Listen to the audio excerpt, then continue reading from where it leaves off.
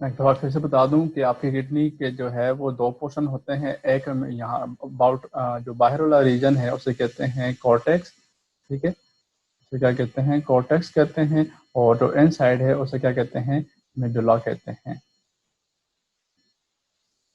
अच्छा, एक बार फिर से बता दूं कि साथ में जब कहीं भी वर्ड आएगा रीनल, तो इसका मतलब होता है कि it is related to the kidneys, ठीक है, कि वो किडनी के रिलेटेड है। जैसे रीनल कॉर्टेक्स और रीनल मेडुला जो है वो किडनी के जो है पोर्शन के नाम आ गए। इस तरह एड्रीनल ग्लैंड, एड्रीनल यानी एड्रीनल यानी कि अटैच है आपकी किडनी के साथ, एड्रीनल ग्लैंड ऊपर मौजूद होते हैं यहाँ पे इस तरह से, ठीक है।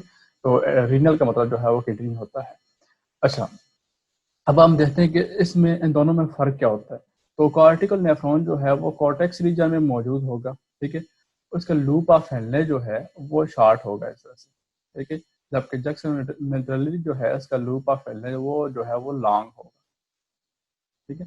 तो मैंने आपको पहले बताया था कि लूप ऑफ हेनले जो है वो बहुत ज्यादा इंपॉर्टेंस रखता है, और वो आज हम पढ़ेंगे कि किस तरह से इम्पोर्टेंस रखता है। 70 to 80% न्यूफ्रॉन जो है वो आपके कॉर्टेक्स रीजन के अंदर मौजूद होते हैं, ठीक है। 70 to 80% न्यूरॉन जो है वो कहाँ पे मौजूद होते हैं, कॉर्टिकल रीजन के अंदर मौजूद होते हैं, यानी कि कॉर्टिकल नेफ्रॉन जो है वो होते हैं 70 to 80% इन ह्यूमन बीइंग, एक इंसान की बात करें तो। और जब आप नॉर्मल कंडीशन में होते हैं, यानी कि ऐसा नहीं है कि आपको आपकी आपकी वाटर सप्लाई जो है वो सही है, तब क्या होता है कि ये ब्लड वॉल्यूम को कंट्रोल कर रहे होते हैं, ठीक है। ब्लड वॉल्यूम क्या होता है, आपकी आर्टरीज, आपकी वेन्स, आपकी कैपिलरीज, इनके अंदर जो ब्लड नॉर्मल कंडीशन में होता है उसको कंट्रोल कर रहे होते हैं, उसको ब्लड वॉल्यूम कहते हैं, ठीक है। तो नॉर्मल कंडीशन में ये क्या कर रहे होते हैं, जब वाटर की अवेलेबिलिटी सही होती है, यानी कि ना वाटर कम होता है ना वाटर ज्यादा होता है, तब ये क्या करते हैं कि ब्लड वॉल्यूम जो है उसको कंट्रोल कर रहे होते हैं। नेक्स्ट है जी हमारे पास जक्सामेडुलरी नेफ्रॉन्स। जक्सामेडुलरी जक्सामेडुलरी भी कहते हैं कि जंक्शन के ऊपर मौजूद है, ये जो लाइन मौजूद है जो कॉर्टेक्स और मेडुला को सेपरेट कर रही है। तो इनका लूप ऑफ हेनले जो है, यानी कि इनका जो रीनल कॉर्पसल है वो तकरीबन तकरीबन कॉर्टिकल रीजन के अंदर मौजूद होता है, और इनका लूप ऑफ हेनले जो है वो इधर से डाउनवर्ड आया होता है मेडुला के अंदर, और ये बाकी सिस्टम ऊपर गया होता है इस तरह से, ठीक है। तो रीनल कॉर्पस जो है वो जंक्शन के ऊपर मौजूद होता है, यहाँ पे इस पॉइंट के ऊपर। और लूप ऑफ हेनले जो है वो मेडुला के अंदर गया होता है, और काफी लॉन्ग होता है, लंबी होती है, ठीक है, लूप ऑफ हेनले। और ये बहुत ज्यादा रेयर होते हैं आपकी किडनी के अंदर। ऑल अबाउट 20 to 30% जो है आपकी किडनी के अंदर पाए जाते हैं, जबकि 70 to 80% क्या थे, कॉर्टिकल नेफ्रॉन्स थे, जबकि 20 से 30% को क्या होंगे, आपके जक्सामेडुलरी नेफ्रॉन्स होंगे। अब जक्सामेडुलरी जो है, यहाँ पे जो अंदर वाला रीजन है, मैं इधर से कलर चेंज कर लेता हूँ, ठीक है। ये कलर ठीक है। अब जो अंदर ये मिडल वाला रीजन है, ये वाला, यहाँ पे जो ग्रेडियंट है वो बहुत ज्यादा होता है, ठीक है। जो ग्रेडियंट है वो बहुत ज्यादा होता है, और ये ग्रेडियंट क्या करता है कि जो जक्सामेडुलरी नेफ्रॉन्स हैं इनको क्या करता है, स्टिमुलेट करता है कि वो बहुत ज्यादा काम करें, किससे, कॉर्टिकल नेफ्रॉन से ज्यादा काम करें, ठीक है। तो मिडला के अंदर जो है क्या है, डीप मिडला की मतलब बिल्कुल सेंटर की तरफ जाएंगे तो वहां पे ग्रेडियंट बहुत ज्यादा होता है, और यही ग्रेडियंट जो है क्या करता है कि जक्सामेडुलरी से ज्यादा काम निकलवाता है as compared to cortical nephron जो है। अच्छा, अब बात करते हैं ऑस्मोटिक प्रेशर की, ठीक है। जब जक्सामेडुलरी नेफ्रॉन्स काम करते हैं तो वहां पे ऑस्मोटिक ग्रेडियंट जो है वो बढ़ जाता है। ऑस्मोटिक ग्रेडियंट क्या है कि जब प्रेशर की वजह से वाटर के मॉलिक्यूल्स एक दूसरे के ऊपर फोर्स लगाते हैं, एक मेम्ब्रेन से दूसरी मेम्ब्रेन में हायर कंसंट्रेशन से लोअर कंसंट्रेशन की तरफ जाने को, उसे क्या कहते हैं, ऑस्मोटिक ग्रेडियंट कहते हैं, ठीक है। जब वाटर के मॉलिक्यूल प्रेशर लगाते हैं हायर कंसंट्रेशन से लोअर कंसंट्रेशन की तरफ जाते हुए, और एक मेम्ब्रेन को क्रॉस करके, किसी भी सेपरेशन को क्रॉस करके हायर से लोअर कंसंट्रेशन की तरफ जाएंगे, तो उसे कहेंगे ऑस्मोटिक ग्रेडियंट। तो ऑस्मोटिक ग्रेडियंट जो है, इनके काम करने की वजह से मेडुला के जो दरमियाना रीजन है, जो डीप रीजन है, वहां पे ऑस्मोटिक ग्रेडियंट कायम होगा। अब जब वाटर कम होगा, ठीक है, तो वाटर की सप्लाई जो है अगर कम हो रही है तो बहुत ज्यादा रिटेंशन की जाएगी, ठीक है। और कैसे रिटेंशन की जाएगी वो हम आगे थोड़ा सा आगे जो है वो बड़ी डिटेल से पढ़ेंगे कि किस तरह से एक एक मॉलिक्यूल को बार बार जो है आप रीअब्सॉर्ब कर रहे हैं, अपनी ब्लड के अंदर वापस लेकर आ रहे हैं। ठीक है, यानी कि इसको समझने से पहले आपको मैं एग्जांपल दे दूं कि जो रेबिट्स होते हैं वो अपनी बॉडी की न्यूट्रिएंट्स को ज़ाया होने से बचाने के लिए क्या करते हैं कि जो वो अपनी फीसेस वगैरह खारिज करते हैं उसको दोबारा से खा लेते हैं, ताकि उसके अंदर जो प्रोटीन्स और ग्लूकोज वगैरह रह गया था दोबारा से जो है वो डाइजेस्ट हो जाए और उसकी बॉडी का हिस्सा बन जाए। यानी कहने का मतलब ये है कि हर एनिमल की अंदरूनी ख्वाहिश ये होती है, यानी कि आपके अपने कंट्रोल से बाहर, यानी कि आपका जो सिस्टम है इनवॉलंटरी कंट्रोल में वो बार बार आपके जो आप खाते हैं या जो चीज़ एक्सक्रीट आउट हो रही है उसको बार बार रीअब्सॉर्ब करते हैं, ताकि हर वो केमिकल जो आपकी बॉडी के लिए नेसेसरी है उसको बॉडी के अंदर ही रखा जाए। ठीक है, अब हम देखते हैं कि जो ब्लड कैपिलरीज हैं वो किस तरह से मौजूद होती हैं अराउंड द नेफ्रॉन। तो सबसे पहले रीनल आर्टरी आती है नेफ्रॉन में। ठीक है, रीनल आर्टरी और ही आगे जाके डिवाइड हो जाती है एफेरेंट आर्टरियोल्स के अंदर, जो कि जा रही होती है बोमेन कैप्सूल के अंदर और क्या बना रही होती हैं, ग्लोमेरुलस बना रही होती है। ठीक है, तो आगे रीनल आर्टरी जो है वो डिवाइड होते होते क्या बना देंगी, एफेरेंट आर्टरियोल बना देंगे, जो कि ब्लड लेके जाती हैं बोमेन कैप्सूल के अंदर। फिर वहां से वो इफेरेंट आर्टरियोल की शक्ल में निकलती हैं ये ऐसे। ठीक है, तो ये क्या होगा, एफेरेंट आर्टरियोल की शक्ल में निकलती हैं और आगे जाके पेरिट्यूबुलर कैपिलरीज बन जाती हैं, जो आपको इस रीजन के अंदर नजर आ रही हैं। ठीक है, ब्लड वेसल्स, इनको क्या कहते हैं, पेरिट्यूबुलर कैपिलरीज। इसको आपने जहन के अंदर रखना है क्योंकि लास्ट में हम इसे जरूर पढ़ेंगे। पेरिट्यूबुलर कैपिलरीज जो है, इसके साथ मैं स्टार लगा देता हूँ क्योंकि आगे से जो रिअब्जॉर्प्शन है उसका एक मेन पोर्शन इधर भी होगा। लास्ट में जी वेजा रेक्टा, तो लूप ऑफ हेनले के साथ आपको ये जो ब्लड वेसल्स नजर आ रही हैं इनको वेजा रेक्टा कहते हैं। ठीक है, इनको क्या कहते हैं, वेजा रेक्टा कहते हैं। तो जो आपके नेफ्रॉन की तरफ जा रही है ब्लड लेके उसको रीनल आर्टरी कहते हैं और वो डिवाइड होते हैं, जब नेफ्रॉन के पास जाती है तो उन्हें क्या कहते हैं, एफेरेंट आर्टरियोल कहते हैं। और एफेरेंट आर्टरियोल जब बोमेन कैप्सूल से बाहर निकलती है तो उसे इफेरेंट आर्टरियोल कहते हैं। और इफेरेंट आर्टरियोल नीचे लूप ऑफ इफेरेंट आर्टरियोल जब आगे की तरफ जाती है और प्रोक्सिमल कन्वोल्यूटेड ट्यूब्यूल के इर्द गिर्द जो ब्लड वेसल्स मौजूद होती हैं उन्हें क्या कहते हैं, पेरिट्यूबुलर कैपिलरीज कहते हैं। ठीक है, और ये जो है आगे डिस्टल कन्वोल्यूटेड ट्यूब्यूल के साथ भी जो है वो इर्द गिर्द लिपटी होंगी। लास्ट में जो नीचे लूप ऑफ हेनले के साथ ब्लड वेसल्स मौजूद होंगी उन्हें क्या कहते हैं, वेजा रेक्टा कहते हैं। यहाँ पे एक और बात मैं आपको बता दूं, जब जस्ट आपने जहन के अंदर रखनी है इसको स्टडी करते वक्त। ठीक है, ये जो आपको ल्यूमन दिख रहा है किसका, नेफ्रॉन का, तो इसमें जो फ्लूइड है वो नीचे की तरफ जाएगा। एक मिनट मैं एक कलर चेंज कर लेता हूँ इसका। इस ल्यूमन के अंदर मटेरियल इस तरह से मूव करेगा और यहाँ से ऊपर की तरफ मूव करके जाएगा। ठीक है, जबकि जो ब्लड वेसल्स हैं साथ में, इसमें ब्लड नीचे की तरफ मूव करेगा और इसमें ब्लड ऊपर की तरफ आएगा। ठीक है, ये चीज आपने ध्यान के अंदर रखनी है कि ये जो ब्लड वेसल्स और नेफ्रॉन का जो स्ट्रक्चर है जिसे हम ल्यूमन कह सकते हैं, उनमें मूवमेंट हमेशा एंटी पैरेलल होती है, यानी कि एक ऊपर की तरफ जा रहा है तो दूसरा एक नीचे की तरफ आ रहा है तो दूसरा जो है वो ऊपर की तरफ जा रहा होता है, एंटी पैरेलल होंगे। और ये हमें समझने में मदद देगा जब हम काउंटर करंट मल्टीप्लायर जो है आगे पढ़ेंगे। ठीक है, अच्छा, और दूसरी बात, कोई मुझे बताएगा कि ल्यूमन किसे कहते हैं। हाँ जी, ये सही जवाब है, internal cavity of hollow tube.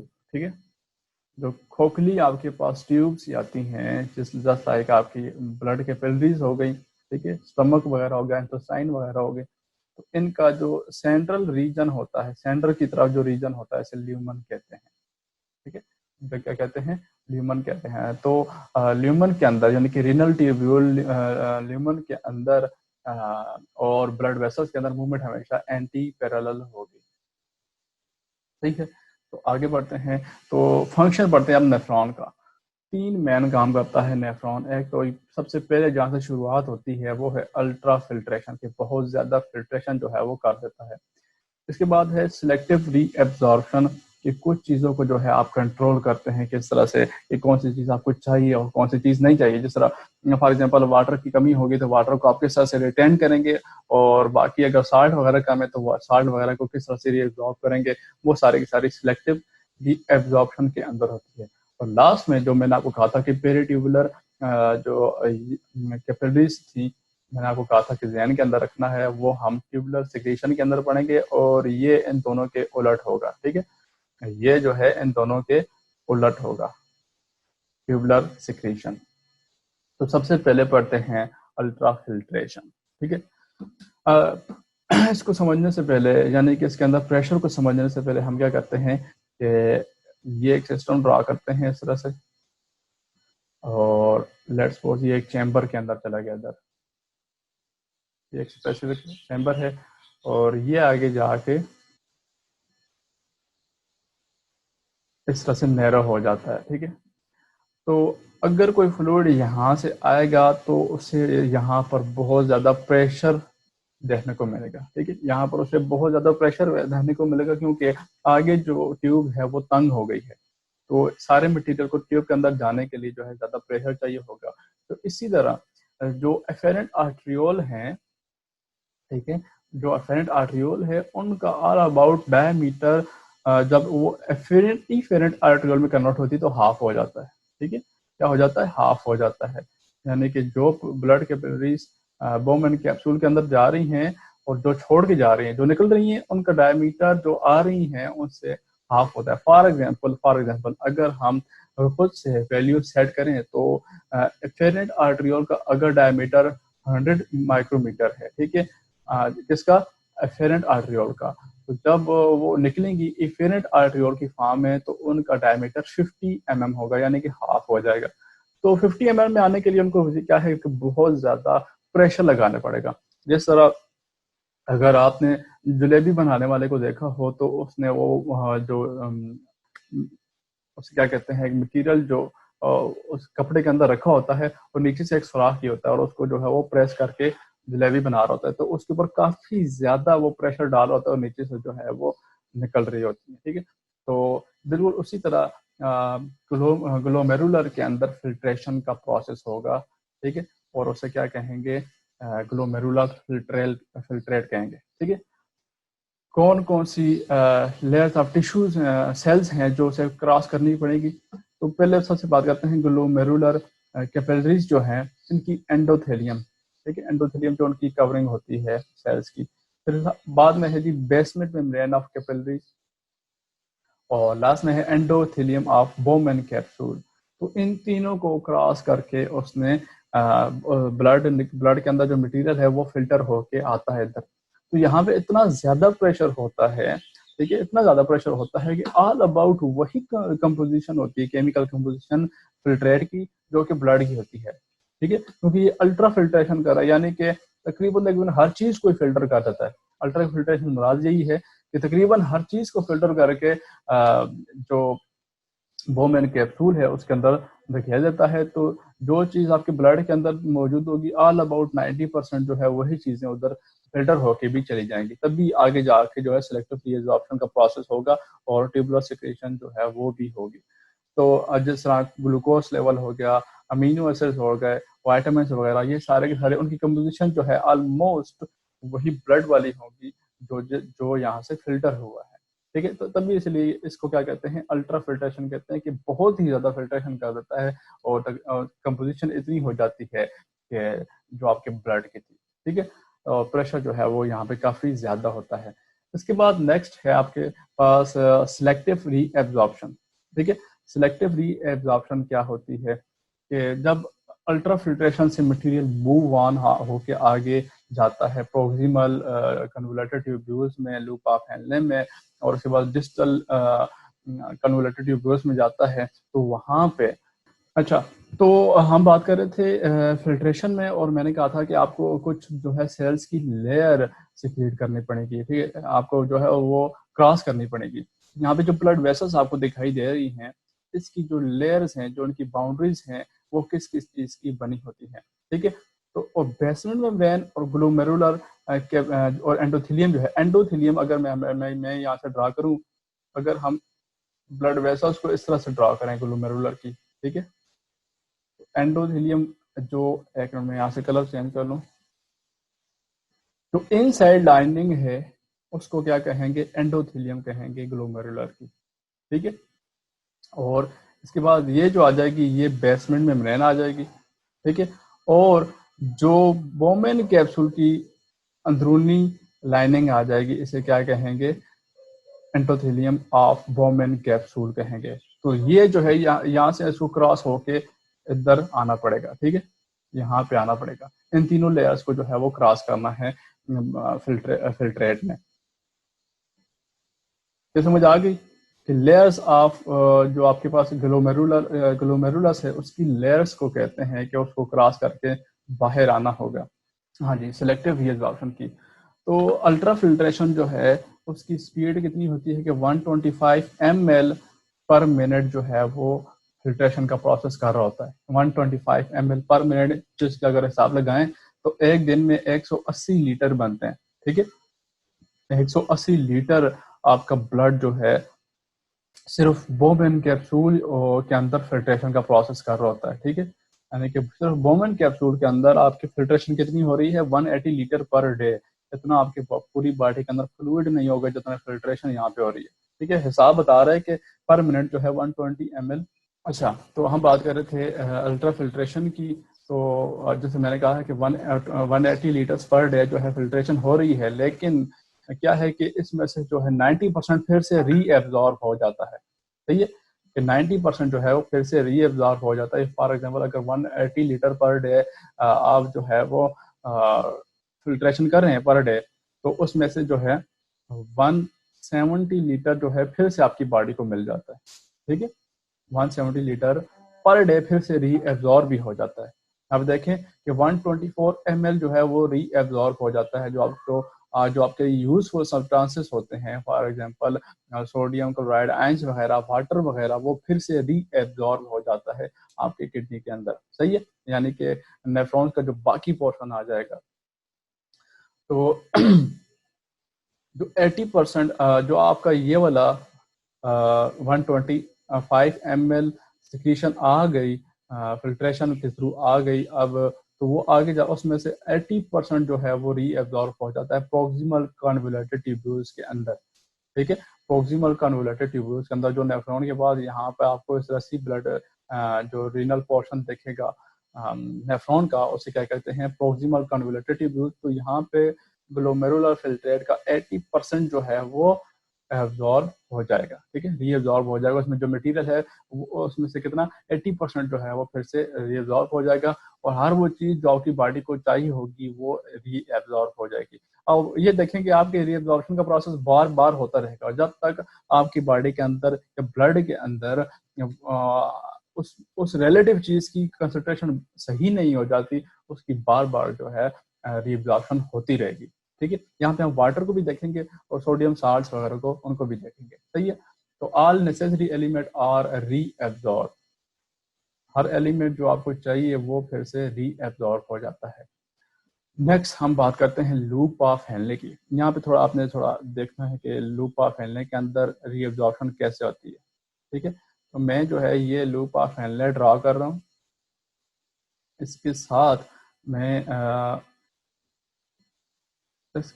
Blood vessels जो है वो भी बना देता हूँ। ये ब्लड वेसल लेट्स वो सिंपली ड्रॉ करते हैं इसके साथ, इस तरह से हैं, ठीक है। तो मैंने ऊपर आपको बताया था कि ये जो ब्लड वेसल्स हैं और रीनल ट्यूब्यूल जो है, इनके अंदर फ्लो जो है वो एंटी पैरेलल होता है, ठीक है।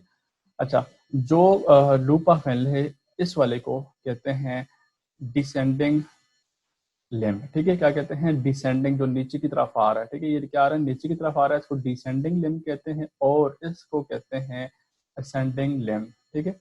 इसको क्या कहते हैं, असेंडिंग, और ये क्या है, ये ऊपर की तरफ जा रहा होता है। तो ब्लड वेसल्स की मूवमेंट जो है, जो ब्लड वेसल के अंदर ब्लड की मूवमेंट है वो उसके उलट होगी, वो डाउनवर्ड होगी यहाँ पर, और इधर जो होगी वो अपवर्ड होगी। ठीक है, थोड़ा सा इन चीजों को थोड़ा साइड पर करते हैं जो हम इधर पढ़ रहे हैं। अच्छा, यहाँ पे साइड पर क्या है, अब कलेक्टिंग डक्ट जो है वो मौजूद है। क्या मौजूद है? कलेक्टिंग डक्ट्स जो है वो मौजूद है। अब होता क्या है कि जो एडीएच है, जो वेजोप्रेशन है हार्मोन, ठीक है, आपको पता होगा कि पोस्टीरियर पिट्यूटरी ग्लैंड जो है रिलीज करता है। एडीएच जब आता है तो वो कलेक्टिंग ट्यूब के अंदर, कलेक्टिंग डक्ट जो है इसके ऊपर एक्ट करता है और इसमें से वाटर को बाहर निकालता है। ठीक है, वाटर को बाहर निकालता है और अमूमन ये वाटर जो है वो ब्लड के अंदर आता होता है। ठीक है, वो ब्लड जो है वो इसके अंदर आता है, वाटर के अंदर आता है। और दूसरा, ये साथ में जो इंटरस्टिशियल फ्लूइड मौजूद है, नेफ्रॉन जिसमें पड़े हुए हैं, ठीक है, उसको क्या कहते हैं? इंटरस्टिशियल फ्लूइड कहते हैं। और उसके अंदर भी वाटर आ जाता है। ठीक है, उसके अंदर भी वाटर आ जाता है। अब ये वाटर जो आया है ये स्टिमुलेट करेगा कि ये जो असेंडिंग लिम्ब है, ठीक है, असेंडिंग लिम्ब है, उसमें से सोडियम आयंस आ जाएंगे ब्लड के अंदर। ठीक है, जो असेंडिंग लिम्ब है जो बाद में आ रहा है, ठीक है, उसको क्या करेंगे? उसको स्टिमुलेट करेंगे कि वो सोडियम आयन को एब्जॉर्ब कर लें ब्लड वेसल्स के अंदर। अब जब सोडियम आयन इधर आएंगे तो सोडियम आयन के साथ जो क्लोराइड आयन है वो भी आएंगे, क्योंकि सोडियम जो है वो पॉजिटिव चार्ज है। ठीक है, सोडियम जो है पॉजिटिवली चार्ज है और क्लोरीन जो है वो नेगेटिवली चार्ज है, तो वो भी साथ में इसके साथ आ जाएगा। और इसी तरह इंटरस्टिशियल फ्लूइड के अंदर भी आएगा। ठीक है, इंटरस्टिशियल फ्लूइड के अंदर भी आ जाएगा। जब वो आ जाएगा तो यहाँ से क्या करेगा? वो वाटर को बाहर निकालेगा। ठीक है, वाटर को बाहर निकालेगा और वाटर जो है इधर ब्लड वेसल के अंदर भी आएगा और इंटरस्टिशियल फ्लूइड के अंदर भी आएगा। ठीक है, और ये वाइस वर्सा भी प्रोसेस होता है। ठीक है, डिपेंड करता है कि वाटर की कंसंट्रेशन कितनी है। अच्छा, अब वाटर यहाँ से बाहर आ गया तो ब्लड जो फिल्ट्रेट जा रहा है उसमें से, अगर आप कुछ अच्छी डायग्राम देखें, पता नहीं इसने यहाँ पे ड्रॉ किया है कि नहीं, यहाँ पे इसने ड्रॉ नहीं किया, तो आप ये देख सकते हैं कि जो वो बनाते हैं लूप ऑफ हेनले, इस तरह से यहाँ पे उन्होंने कुछ वैल्यूज दी होती हैं। फॉर एग्जांपल यहाँ पे मैं अगर ड्रा करता हूँ 500, और यहाँ पे जो है मैं, सॉरी यहाँ पे क्या करेंगे 200, और नीचे कर देंगे 600। ठीक है, तो इस, चले मैं फिर से रिपीट कर देता हूँ।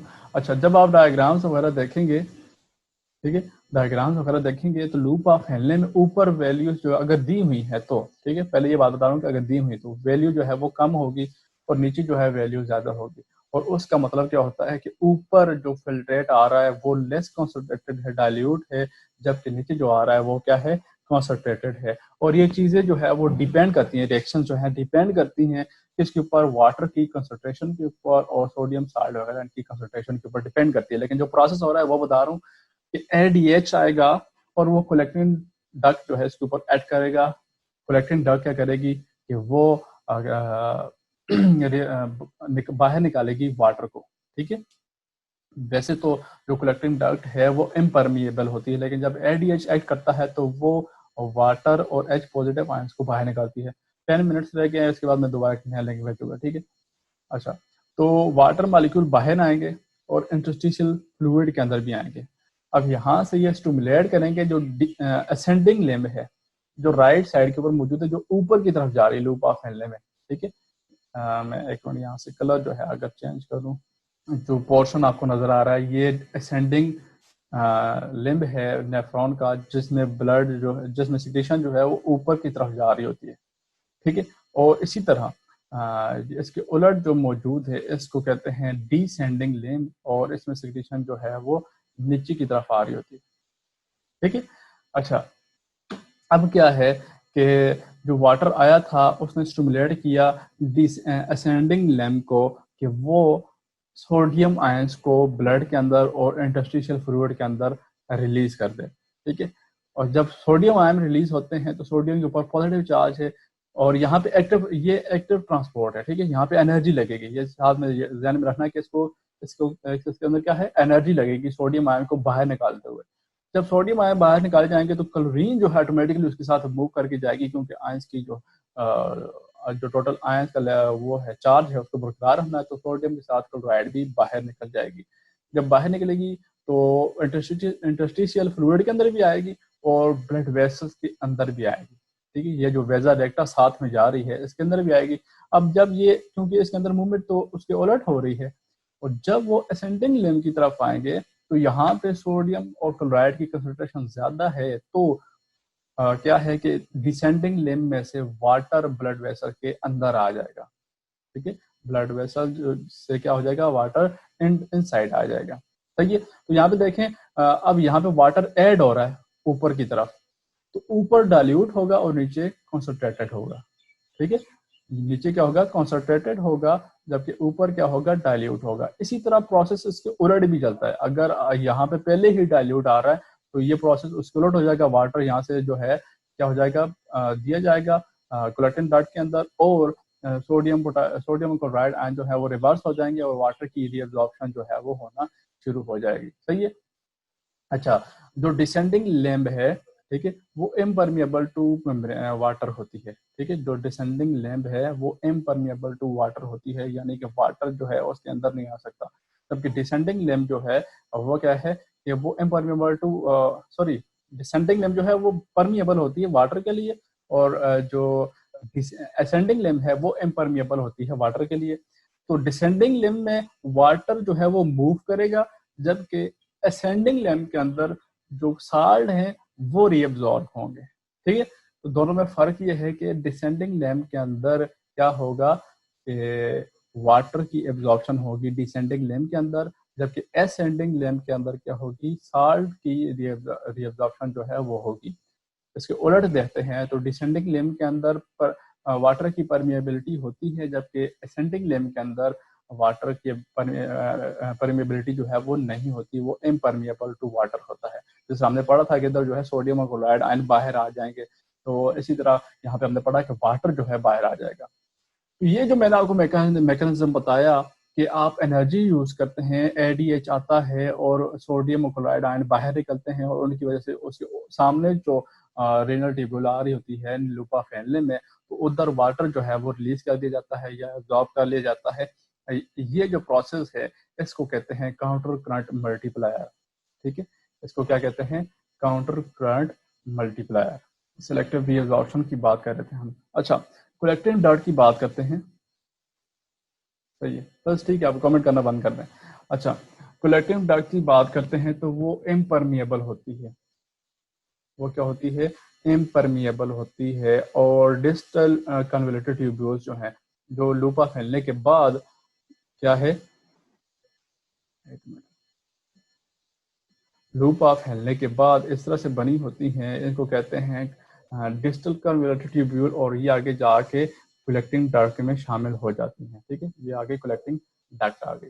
तो डिस्टल कन्वोल्यूटेड ट्यूब्यूल जो हैं वो ज़्यादातर ऑस्मो रेगुलेटरी कंट्रोल करती हैं, यानी कि जो हाइड्रोजन आयंस हैं वो उसकी मदद से ब्लड की पीएच को कंट्रोल करती हैं, ठीक है। अगर ब्लड की पीएच जो है वो ज्यादा हो रही है तो उसमें एच पॉजिटिव आयन जो है एब्जॉर्ब कर लेगी। अगर ब्लड की पीएच कम हो रही है, ठीक है, तो उसमें से एच पॉजिटिव आयन जो है वो बाहर फिल्ट्रेट के अंदर डाल देगी, ठीक है। तो जो ब्लड की पीएच है वो कोड कंट्रोल करता है, डिस्टल कन्वोल्यूटेड ट्यूब्यूल्स जो है वो कंट्रोल कर रही होती हैं। तो आप बात कर रहे थे कलेक्टिंग ड्रग्स की, ये इम्परमिएबल होती हैं नॉर्मल कंडीशन में, लेकिन जब इसके ऊपर एडीएच काम करता है, और ये बात आपने फिर से याद रखनी है क्योंकि हम आगे हार्मोनल कंट्रोल पढ़ेंगे तब आपको पता होगा कि एडीएच इसके ऊपर जाके काम करता है। तो एडीएच जो है वो जब कलेक्टिंग डग के ऊपर एक्ट करता है तो वाटर चैनल ओपन हो जाते हैं। अभी यही चीज हमने पीछे जो है वो काउंटर करंट मल्टीप्लायर के अंदर पढ़ी है, ठीक है। तो एडीएच जब एक्ट करता है कलेक्टिंग डर्ट के ऊपर तो वो परमिएबल हो जाती है वाटर के लिए, यानी चैनल जो है वाटर के वो खुल जाते हैं। नॉर्मल कंडीशन में ये इम्परमिएबल होती है, वाटर जो है वो बाहर आ जाता है। इसी तरह और जब वाटर बाहर आ जाता है तो यूरिन जो है वो बहुत ज्यादा कॉन्सेंट्रेटेड हो जाता है, सही है, बहुत ज्यादा कॉन्सेंट्रेटेड हो जाता है। जो डिसेंडिंग लूप है इसमें से वाटर भी जो है बाहर आ रहा है, तो यहाँ पे कंसंट्रेशन मजीद बढ़ रही है, ठीक है, कंसंट्रेशन जो है वो मजीद बढ़ रही है नीचे की तरफ। अच्छा, फिर जब वो कलेक्टिंग डग में वापस आते हैं तो फिर से वाटर जो है वो आपकी बॉडी या ब्लड वेसल्स के अंदर आ रहा होता है, तो जो यूरिन है वो मजीद कॉन्सेंट्रेटेड हो रहा होता है। सिलेक्टिव रीअब्जॉर्प्शन की बात कर रहे थे, तो आपने देखा कि किस तरह जो है प्रोक्सिमल कन्वर्टर ट्यूब्यूल, उसके बाद लूप ऑफ हेनले, फिर डिस्टल कन्वर्टर ट्यूब्यूल और लास्ट में जो है कलेक्टिंग डक्ट बार बार रीअब्जॉर्प्शन हो रही थी ताकि आपके जो अहम मटेरियल है उसको ज़ाया होने से रोका जाए। ठीक है, अब हम बात करते हैं ट्यूबुलर सिक्रीशन की, कि ट्यूबुलर सिक्रीशन क्या होती है। जो आपने पेरिट्यूबुलर कैपिलरीज पढ़ी थी, यानी कि जो रीएब्जॉर्प्शन का मतलब होता है कि उसको एब्जॉर्ब करके ब्लड वेसल्स के अंदर ले आना। ठीक है, अगर ये नेफ्रॉन के अंदर कोई मटेरियल, फॉर एग्जांपल मैं वैसे ही बात कर रहा हूँ कि सोडियम आयन मौजूद है, ठीक है, तो अगर सोडियम आयन रीएब्जॉर्ब हो रहा है तो उसका मतलब है कि रीनल ट्यूब्यूल से ब्लड वेसल्स के अंदर आ रहा है। ठीक है, रीएब्जॉर्ब यानी कि आपकी बॉडी के लिए रखा जा रहा है। रीएब्जॉर्प्शन का मतलब यही होता है कि जो मटीरियल रीनल ट्यूब्यूल्स के अंदर मौजूद है वहां से एब्जॉर्ब करके आपकी ब्लड वेसल्स के अंदर लेकर आया जाता है। जो चीज आपको जरूरत होती है उसकी रीअब्जॉर्प्शन होती है। ठीक है, जो चीज आपको जरूरत होती है उसकी एब्जॉर्प्शन होती है। अच्छा, तो पेरिट्यूबुलर जो कैपिलरीज थी, अच्छा, तो पेरिट्यूबुलर कैपिलरीज जो थी उसमें से मटेरियल जो है अब क्या होगा, एक्टिव ट्रांसपोर्ट के थ्रू रीनल ट्यूब्यूल के अंदर आ जाएगा। ठीक है, यहाँ पे आप जो हमने पहले पढ़ा अल्ट्रा फिल्ट्रेशन, उसके बाद जो है हमने पढ़ा सिलेक्टिव रीअब्जॉर्प्शन, तो इसके उलट है ट्यूबुलर सिक्रीशन। और इसमें क्या है कि ब्लड वेसल से रीनल ट्यूब्यूल ल्यूमन के अंदर मटेरियल आ रहा है, और ये है एक्टिव प्रोसेस। ठीक है, जो है क्या है, एक्टिव प्रोसेस है। और काफी ऐसे मटेरियल हैं जिस तरह पोटाशियम आयन हो गए, हाइड्रोजन आयन हो गए, और कुछ जो वो ऑर्गेनिक कंपाउंड जो आपकी बॉडी को नहीं चाहिए वो, और कुछ ड्रग्स जो हैं वो इस तरीके से एलिमिनेट की जाती हैं कि वो पेरिट्यूबुलर कैपिलरीज जो हैं वहां से मूव करके रीनल ट्यूबुलर ल्यूमन के अंदर आ जाते हैं। ल्यूमन मैंने आपको बताया कि कौन सी चीज होती है, तो जो नेफ्रॉन की जो ट्यूब्स आपको हर जगह दिखाई दे रही हैं इसके अंदर आ जाएगा। ठीक है, कहाँ से, पेरिट्यूबुलर कैपिलरीज में, तो इसको ट्यूबुलर सिक्रीशन कहते हैं। और ये जो है एक्टिव प्रोसेस है, यानी कि एनर्जी लगेगी। क्यों लगेगी कि वैसे तो मटेरियल बाहर आ रहा है, आप जो है आप इसको अंदर कर रहे हैं रीनल ट्यूब्यूल ल्यूमन के अंदर। ठीक है, तो ट्यूबुलर कैपिलरीज जो है वहां से कुछ केमिकल्स ऐसे होते हैं, कुछ आयंस ऐसे होते हैं जिनको बॉडी से फिट आउट होना होता है, तो वो क्या करते हैं कि पेरिट्यूबुलर कैपिलरीज से रीनल ट्यूबुलर ल्यूमन के अंदर आ जाते हैं, और इसको कहते हैं ट्यूबुलर सिक्रीशन। सही है, तो लास्ट टॉपिक है हमारा किडनी एज होमोरेगुलेटरी ऑर्गन। आपकी बॉडी के अंदर अगर वाटर की कंसंट्रेशन कम है तो hypothalamus posterior lobe of pituitary gland को स्टिमुलेट करेगा कि वो एडीएच जो है वो रिलीज करें। ठीक है, वो क्या करें, एंटी डायूरेटिक हार्मोन रिलीज करें। अब वो जाएगा और डिस्ट्रिक्ट कन्वोलेटेड ट्यूब्यूल्स के ऊपर ऐड करेगा, और साथ में कलेक्टिंग डक्ट के ऊपर जो है एक्ट करेगा, और वो क्या करेंगे, अपने वाटर चैनल जो है वो खोल देंगे, जिससे फिल्ट्रेशन में से वाटर रीएब्जॉर्ब हो जाएगा। जब वाटर रीएब्जॉर्ब हो जाएगा तो आपका यूरिन जो है वो मोर कॉन्सेंट्रेटेड हो जाएगा, और आपका वाटर लेवल जो है वो नॉर्मल आ जाएगा ब्लड वेसल्स के अंदर। ठीक है, अगर वो आपका वाटर ब्लड वेसल के अंदर जो है वो कम है तो हाइपोथैलेमस को डिटेक्शन जाएगी। ठीक है, रिसेप्टर्स मौजूद होते हैं। ठीक है, तो वो डिटेक्शन क्या करेगी, एडीएच को रिलीज करेगी। अब एडीएच क्या करेगा कि वो जाके सीधा डिस्टल कन्वोलेटेड ट्यूब्यूल्स और कलेक्टिंग डक्ट के ऊपर जो है ऐड करेगा, और वहां से वाटर चैनल जो है वो ओपन हो जाएंगे, तो फिल्ट्रेट में से ब्लड में वाटर जो है वो आ जाएगा, और फिल्ट्रेट जो है वो कंसंट्रेटेड हो जाएगा, यूरिन जो है वो बहुत ज्यादा कंसंट्रेटेड हो जाएगा। इसी तरह जब वाटर की कंसंट्रेशन जो है वो क्या हो जाएगी, ज्यादा हो जाएगी, तो एडीएच की प्रोडक्शन को कम कर दिया जाएगा, या बल्कि इनहिबिट कर दिया जाएगा, और वाटर के चैनल जो है वो बंद हो जाएंगे, और ज्यादा वाटर लॉस होना शुरू हो जाएगा, ताकि वाटर की कंसंट्रेशन जो है वो नॉर्मल की जाए। ठीक है, अच्छा, नेक्स्ट है जी कंट्रोल ऑफ सोडियम लेवल। ठीक है, तो सोडियम को किस तरह से कंट्रोल किया जाता है। आपके एड्रीनल कॉर्टेक्स जो है, adrenal cortex that is part of adrenal gland, जिसका मैं बार बार जिक्र कर रहा था, इसकी शेप इस तरह से होती है। ठीक है, इसकी शेप इस तरह से होती है, और इसका बाहर वाला रीजन जो है, बाहर वाला रीजन, इसमें से क्या रिलीज होता है, एल्डोस्टेरोन, एक हार्मोनल एक स्टेरॉयड हार्मोन है, वो रिलीज होता है, और वो जाके सीधा डिस्टल कन्वोलेटेड ट्यूब के अंदर ऊपर ऐड करता है, और सोडियम पोटेशियम पंप जो है उसको खोल देता है।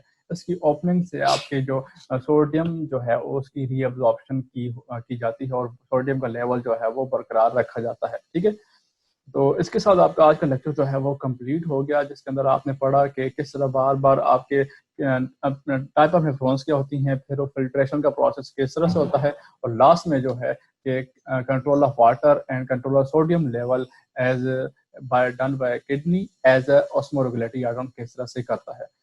उम्मीद है आपको ये समझ आया होगा। ये कोई क्वेश्चन वगैरह है तो आप पूछ सकते हैं, आपके पास